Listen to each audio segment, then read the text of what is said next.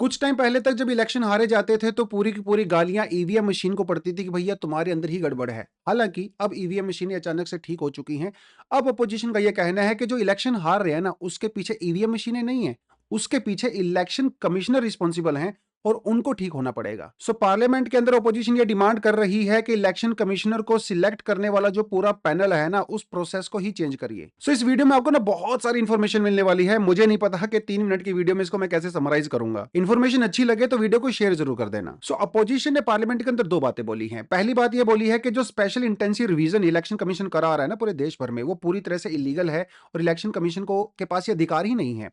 और दूसरी बात ये बोली है कि जो चीफ इलेक्शन कमिश्नर या इलेक्शन कमिश्नर को जो अपॉइंट करने के लिए जो सिलेक्शन पैनल है ना उसके अंदर चेंजेस होने चाहिए और वहां पे चीफ जस्टिस ऑफ इंडिया को भी इंक्लूड किया जाना चाहिए। अभी प्रेजेंट में इलेक्शन कमीशन को जो सिलेक्ट करने वाला पैनल है ना उसके अंदर कौन कौन है, वहां पे आते हैं prime minister, leader of opposition in Lok Sabha and union cabinet minister, जिनको प्राइम मिनिस्टर के द्वारा ही नॉमिनेट किया जाता है। अभी आप सबको पता है कि बिहार के अंदर जो इलेक्शन कंडक्ट हुए ना वहां पे क्या हुआ था। वहां पे इलेक्शन से जस्ट पहले सरकार के द्वारा एक स्कीम लॉन्च की गई थी जहां पे महिलाओं के खाते में 10,000 रुपए डाले गए थे। अपोजिशन का यह कहना है कि भैया ये जो direct gas benefit transfer schemes होती है ना इलेक्शन से जस्ट पहले, ये स्टेट रिसोर्सेज का पूरी तरह से मिसयूज है और वोटों को सीधा सीधा खरीदा जाता है। अपोजिशन का यह कहना है कि इलेक्शन कमीशन पूरी तरह से सेंट्रल गवर्नमेंट के साथ मिलकर काम करता है जिसकी वजह से वो बार बार इलेक्शन जीत जाते हैं। तो उन्होंने बड़ी ही रेडिकल डिमांड रखी।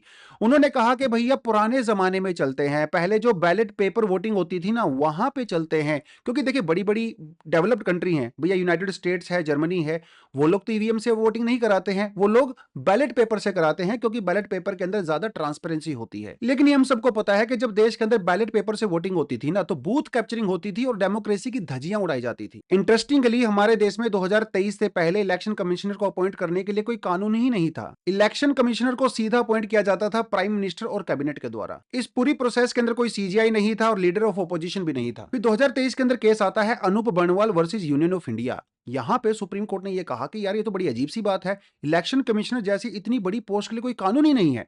तो सुप्रीम कोर्ट ने यह कहा कि देश के अंदर कोई ना कोई कानून होना ही चाहिए और पार्लियामेंट के अंदर आना चाहिए।